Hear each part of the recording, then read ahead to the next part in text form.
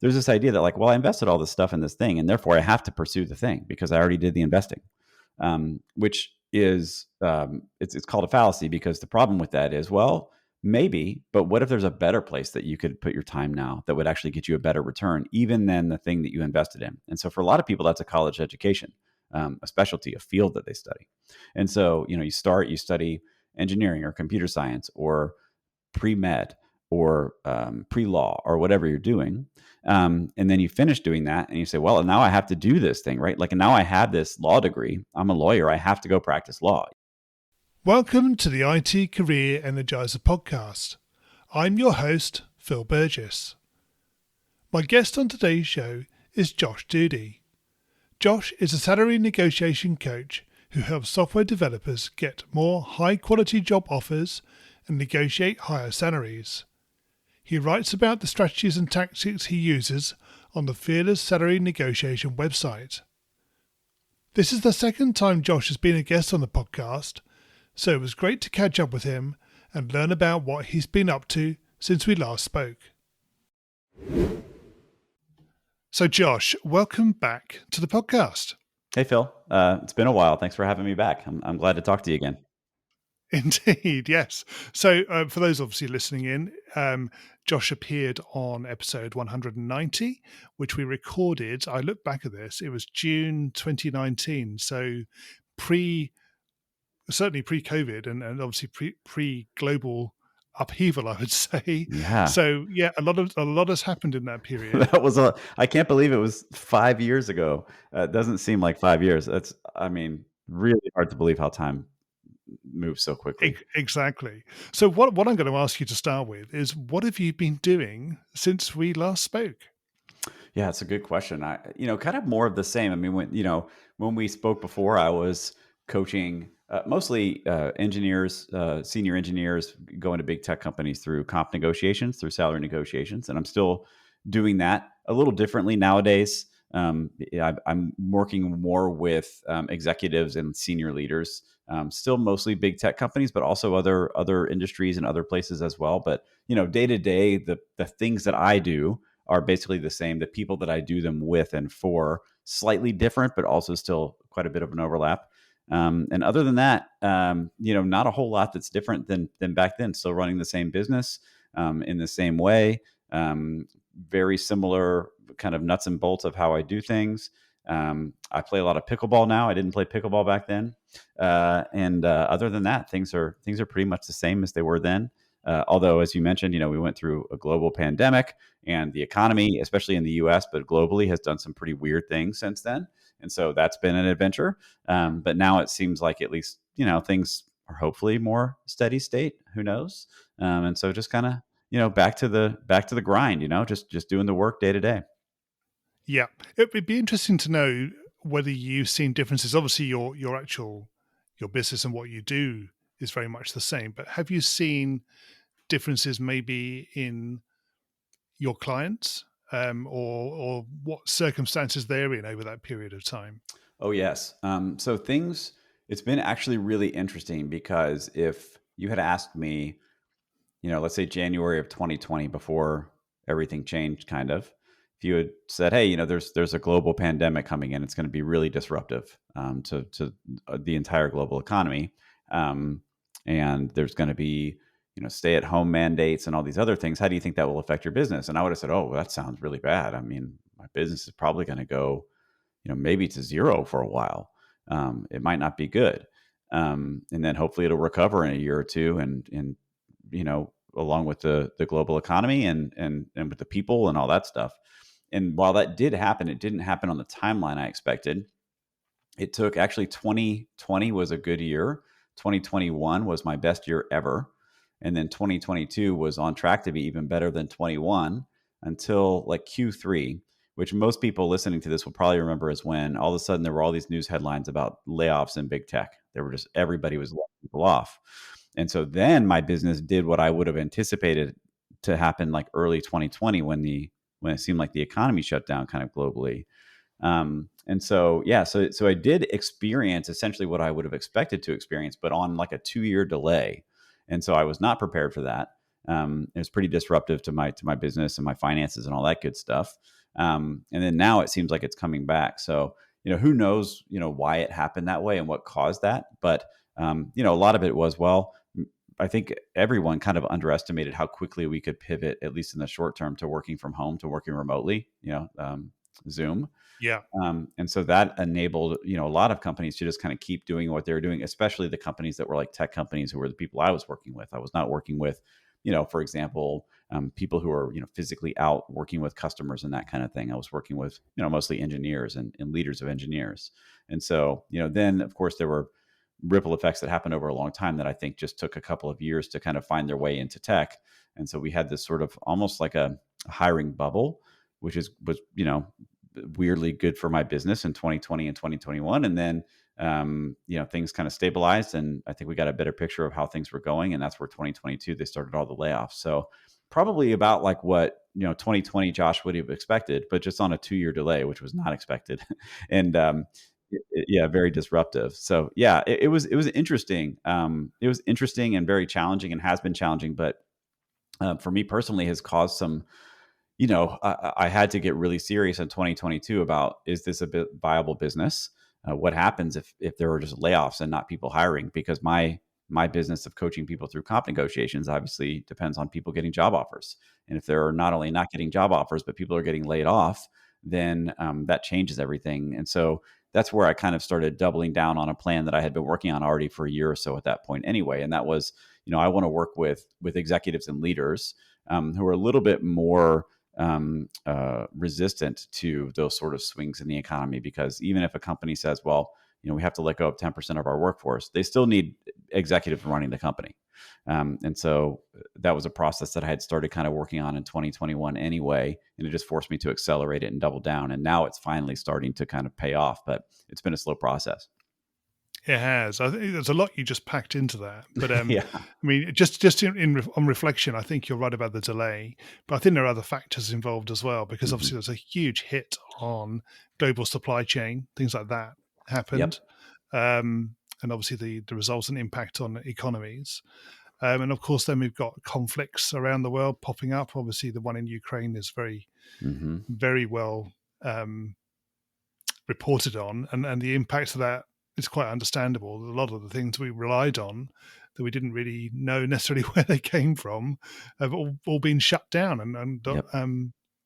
made a huge impact on our own lives. So, Yep. yeah, it's. I think you're right. I think there are signs that things are changing, and maybe there's a bit of a recovery, you know, becoming evident. But I still think it's going to take some time. Yeah, I agree. I think, even now, as we talk, I think yesterday, the U.S., the BLS, Bureau of Labor Statistics, which I kind of passively pay attention to because it's related to my work, they revised, like basically the last year's number of jobs down significantly. Um, and, I think what that means is, just in general that there was some overestimation on kind of how well things were doing, how quickly we were recovering, how many jobs people had, and that kind of thing. And so I think you're right that I think it is going to be a longer. I mean, in hindsight, especially 2020 and 2021, and then Ukraine, like you said, right on the heels of all that, was extremely disruptive. Which is, it almost feels kind of like a crass way to describe that, but it's not like it was a little like 2-month blip where something went kind of haywire and we fixed it. It was, multiple years of kind of unprecedented economic turmoil and global Mm. turmoil. And so I think we still don't quite know what the effects of that were and the ripple effects. And I think, like you said, there is a recovery, but I think first, before you recover, you have to stabilize. And so that's kind of where we are now. Is it feels like we're kind of stabilizing, and everybody's kind of like looking around and saying, is it okay to come out now? Can we kind of start like planning for the future and maybe start really recovering and rebuilding? Or is there another thing around the corner? And of course, you don't know. But yes, I think first you have to stabilize, and it feels now kind of more stable. It doesn't feel like we're back to, the boom times, but it feels more stable than it did a year and a half ago to me. It does, it does, and of course the other thing, we've got obviously the UK. We have a political cycle, Mm. and we've got a new government in place very recently, and of course you've got elections coming up at the end of this year as well. So Yep. there's that change as well, which presumably you'd expect there'll be an impact in some way of those political changes. You would think so. I don't know. It's so hard to say. If I could really predict those well, I would not be in the business I'm in, and instead I would be, trading stuff. I would be front running markets, and so I certainly have some ideas on how this political cycle might affect things. But the first thing I would need to know is, for example, in the U.S., like which party is going to be in control after this election cycle, and I have no idea right now. And so even if I knew that, then I'd have to figure out like how the market's going to react to it, and what does that mean for the economy, and which of the parties' ideas are going to actually make it into legislation and that kind of thing. And so it's like, I guess it's kind of always like that, probably in the UK as well, where it's like you kind of have an idea, but the truth is you really can't predict that stuff. And if you could, you would have a huge advantage on the entire world. So yeah, I think there will be turmoil, but also I don't know what kind of turmoil, so it's hard to plan for it. I think maybe our system's a little bit easier to predict. We go through a cycle where it's one, it's either the party on the left for a while, and then Yeah. when they fail to perform, then it swings directly to the right, and vice Hmm. versa. And it's quite evident usually which side is likely to win an election. It's just by how much. Hmm. So Which matters in your system, right? The how much matters quite a bit. Yeah. it does exactly, yeah, Yeah, we're just flipping coins over here. yeah, Every one of them is 50-50, and we don't know how much. So, yeah. Fine. Okay, what I'd be interested to know about, obviously, your own business. It'd be quite good to understand how you decided upon starting your own business and what sort of thought process you went through to do that. hmm. Yeah, it's interesting because I'd like to give you like a really like intellectual answer to that, but I think the truth is the reason ultimately that I decided to start my own business was I was not a very good employee.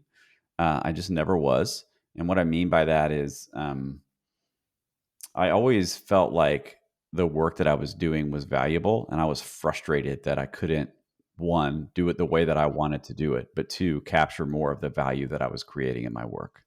And so I think that kind of always bothered me because I wanted more control. And I also felt like, well, if I'm doing such valuable work, why can't I capture more of the value? And of course, eventually it's one of those things where I kind of said that to myself enough times over the years that like the other side of, my brain said, well, why don't you prove it? Like if you think you can create all this value, like, why don't you do it instead of just thinking that you could do it? So that was, I think, the ultimate impetus. And then it was a matter of sort of how to do that and what to get into. But the reason that I did it, I think, was I wanted to have control and felt like I could do valuable things and capture more of that value if I worked for myself. And the question was like how to get there. What did that path look like to set myself up to give myself a chance at least to prove that hypothesis right, without just totally falling flat on my face. Did you continue to work, for example, in your existing job while you were sort of working out how to go about doing that, or did you literally stop what you were doing and start something new? Oh, it was definitely the former. I can kind of walk you through the timeline a little bit, at least the best I can remember it. And I think that'll give you a better sense of, this was a slow burn for me. This wasn't like, some people I think do kind of start a business on a whim. Like, for example, maybe they have a pretty good paying job. Maybe they're like a senior engineer at Google.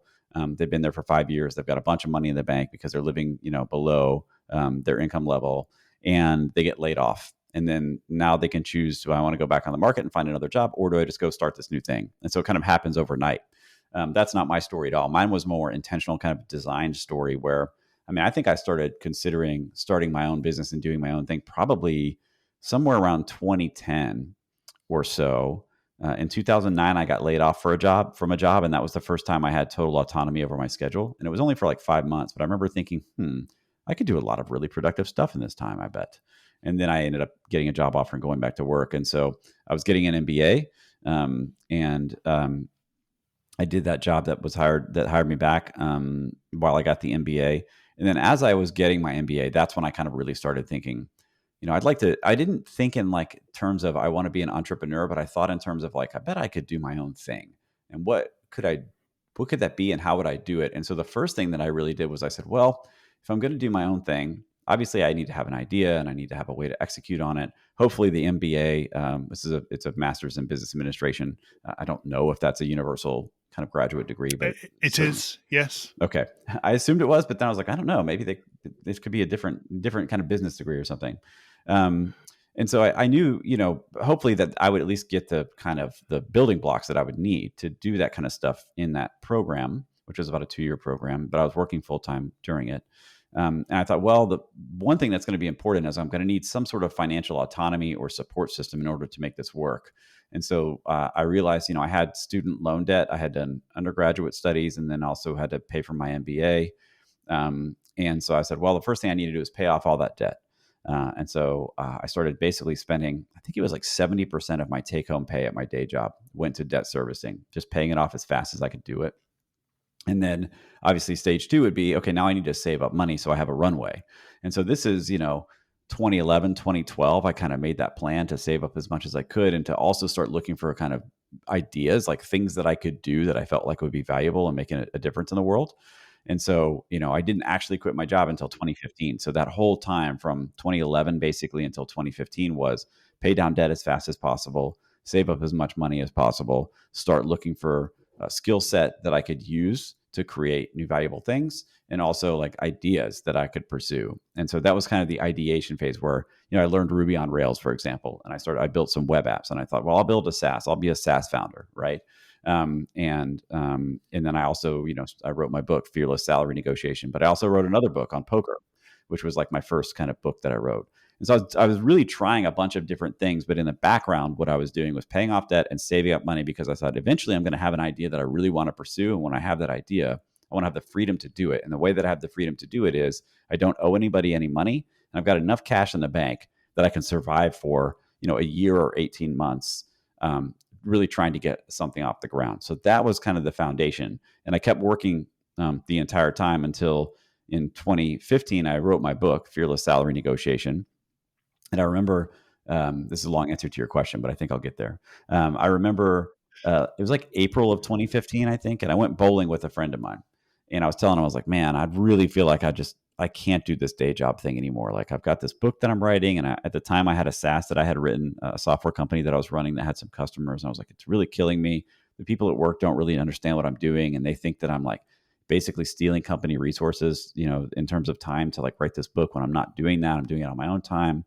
I think I'm going to quit. And he said, no, you've got to stay at that job until you cannot possibly stand to be there for another day. You have to stay there as long as you can and keep putting money in the bank and building your runway. As long as you can build that runway, you have to do it until you absolutely cannot stay at that job anymore, either because it's driving you crazy or because the thing that you have started is taking off so much that it requires your time and attention to continue going or whatever, but stay in your job. And so that kept me there for like 6 more months. It was one of the best pieces of advice I got.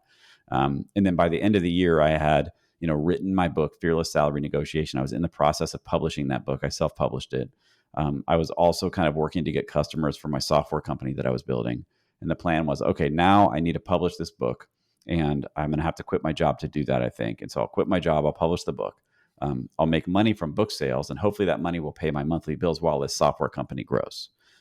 That's not the plan that I executed in the end, but that was how I got to like where your question was it a moment in time I just quit and started something new, or was it a slow burn? And the answer is it was really like a 5-year process of pay down debt, save up money, build a thing, and then get ready to kind of launch myself into the entrepreneurial world. Perfect. Yes. And you obviously reached that particular point, which you just discussed, where you actually made the decision that was the time to leave your job and go for it. That's right. Yeah. I remember it was, I want to say it was September 18th, 2015. I'm pretty sure that was the day. Right. Which, that was, it was 8 years ago, 9 years ago. Oh my goodness. It was almost 9 years ago. And that tells you how important that day was to me, that I can remember now the date 9 years later when I said, I'm done and I'm out. Yeah. Just a quick interruption to remind you to follow or subscribe to the show in your podcast app. Every download and listen improves the show's discoverability. By subscribing and downloading, you'll be helping more people to develop successful careers in tech. And my thanks to you for being a listener. If you have any suggestions about things you'd like covered in the show, or potential guests, why not leave a comment or review? You may even get a shout out in a subsequent episode. So, Josh, what I'd like to know is there anything you wish you'd known at the start of your career that would have benefited you now? Yeah, I think obviously there are a lot of things, but I think the main thing that I wish that I understood even better, and I was pretty good about this on my own, but I could have been better, was that your first job when you start a career. I think a lot of people there's sort of a sunk cost problem with it. I don't know if I mentioned the sunk cost fallacy, if that rings a bell for you, but there's this idea that like, well, I invested all this stuff in this thing, and therefore I have to pursue the thing because I already did the investing, which is it's called a fallacy because the problem with that is, well, maybe, but what if there's a better place that you could put your time now that would actually get you a better return, even than the thing that you invested in? And so for a lot of people, that's a college education, a specialty, a field that they study. And so you study engineering or computer science or pre-med or pre-law or whatever you're doing. And then you finish doing that and you say, well, now I have to do this thing, right? Like now I have this law degree. I'm a lawyer. I have to go practice law, even though I kind of hate it. Like I didn't realize it when I was in school, but I hate it, but I'm gonna have to do it because I invested, I have this degree.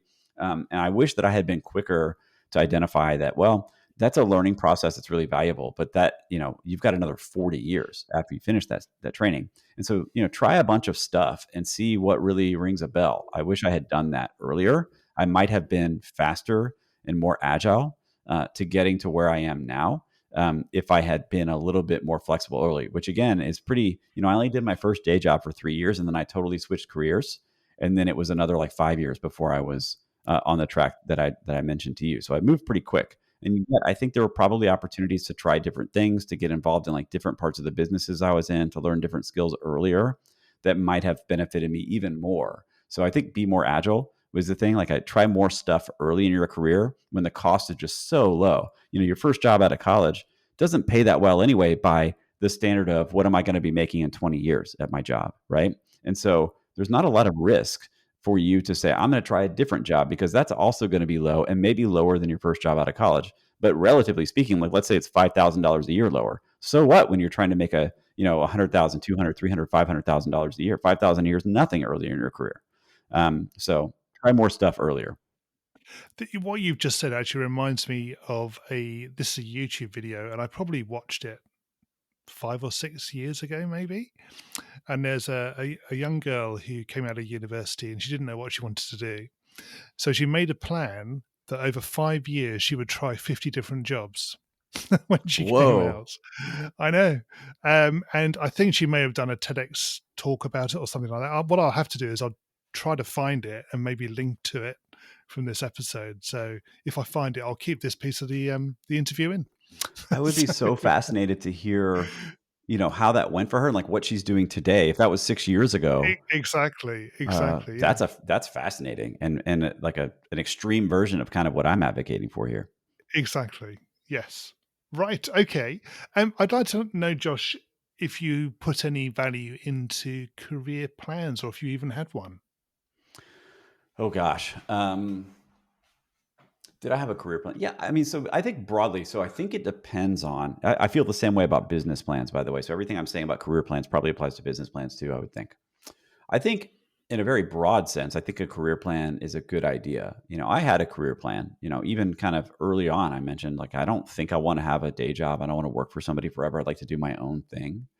But even this actually ties in really well to the story I just told, which is, when I quit my day job, um, I had a plan to build a software company and use book sales to support that process. It took me about 6 weeks to realize that was totally foolish and was not going to work. Selling enough books and stuff related to a book that I had written as a self-published author to make a living while building a software company is really hard. And what I realized was to sell enough books and stuff to like pay all my bills and actually make a living, I'm going to have to build a business around that book. And so it's like, well, I'm already building the software business. Now I have to build another business around a book to support the software business. That's just not going to work. It's not tenable. So even in that moment, and I chose to shut down the software business and go with the book because I love doing that stuff so much. And I'm glad I did. But my point being, I literally quit my day job with an 18-month runway in the bank, with a book that was ready to publish and a software company that already existed. And the plan was build that software company. And it took me 6 weeks to change that plan, to realize that plan was not going to work. And so I think that's true for like any career plan.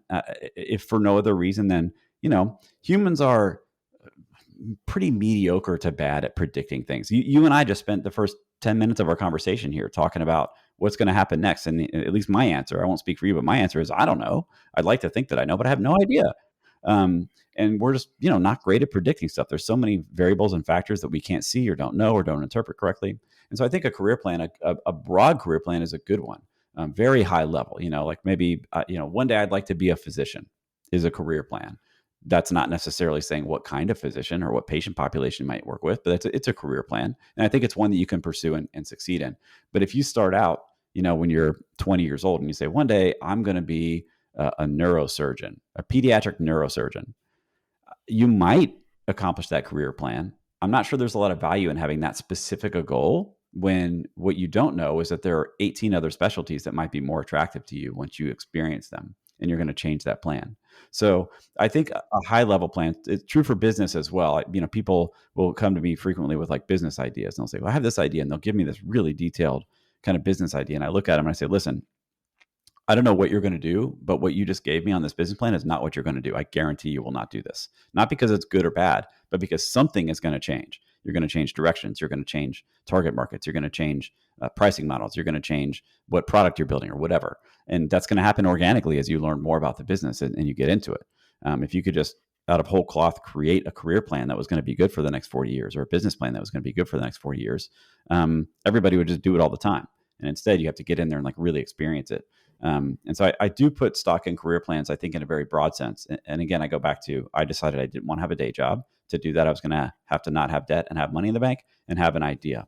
And that's pretty much what my career plan was. And sure enough, it worked. If I get more specific than that, then you'll see that it did not work. I did not end up doing what I planned in the career plan, but I think the high level plan was probably a good idea. And I would recommend it at least as a North Star for people, to give them something to pursue, even while acknowledging that the thing they're pursuing may not be where they end up. And Josh, is there one career skill that you maybe had early in your career that you feel still, holds true or is of value? Yes, you asked that question, and the first thing that came to mind was just being like a self-starter or a self-learner. Um, I think that's the most important thing. Is any job that you have or anything that you're pursuing, the way that you get ahead is that you find something unique and different to pursue that you're interested in, that will help you to become better at that particular job or find another job to be good at. And so for me, it was, at my first day job, I worked for as an engineer at a big a Department of Defense firm here in the United States. And I picked up a side project, which was, I basically created a web app, and this was 20 years ago. So this was like not as mainstream as it is now. Now you just create a web app and like, you just have ChatGPT make it for you or whatever. But at the time it was like kind of challenging. And it was an internal web app that we used to basically replace me in my job. It was for tracking the status of all these parts that we were working on at factory and repairing electronically and stuff. And what I realized from that was, oh, this is really fun for me. Like I like to do this. When I could carve out time of my workday to work on that little side project, I got really energized and excited.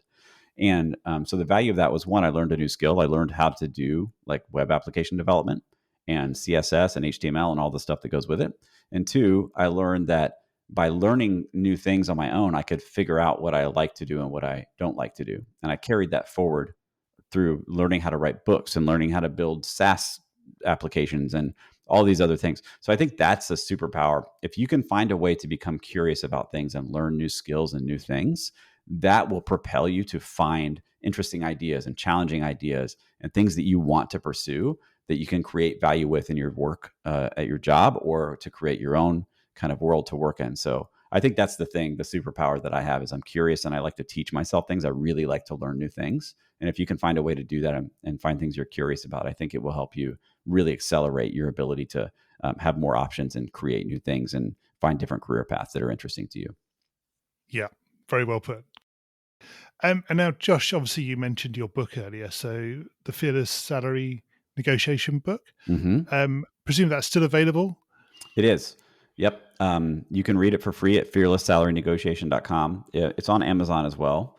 But it is free on my site. But yeah, it's still available, and it's, I don't. It's ironic because although I did pursue building a business around the book with the initial idea being that I will sell books and products related to the book to make a living, what I ended up doing was creating a coaching business where I used the methodology that I created in the book to coach people through their own comp negotiations. So I do still sell the book and other, I have a couple of courses and things on my site, and they're out there, and I'm very proud of them. And the way that I primarily help people is through actually just working with them one-on-one and coaching them. But I can't work with everybody one-on-one. There's too many people. And so, another way that people can kind of get the information that I've created is in the book or on my website and other places like that. And in terms of what your website address is? fearlesssalarynegotiation.com. Perfect. Easy to remember as well. Mm-hmm. And Josh, if people want to reach out to you, what's the best way they can do that? Probably Twitter or LinkedIn. Sorry, X. I still call it Twitter. I've been on there for 15 years. Twitter. I'm just Josh Doody, kind of everywhere. You can also find me on LinkedIn, Josh Doody. Message me, reply to me. That's probably the easiest way to get in touch with me really quickly. Josh, thank you once again for joining me on the podcast. It's been great chatting with you. Thanks for having me back, Phil. This was really fun. Thanks for listening to the IT Career Energizer podcast, and thank you to Josh for being a return guest on the show.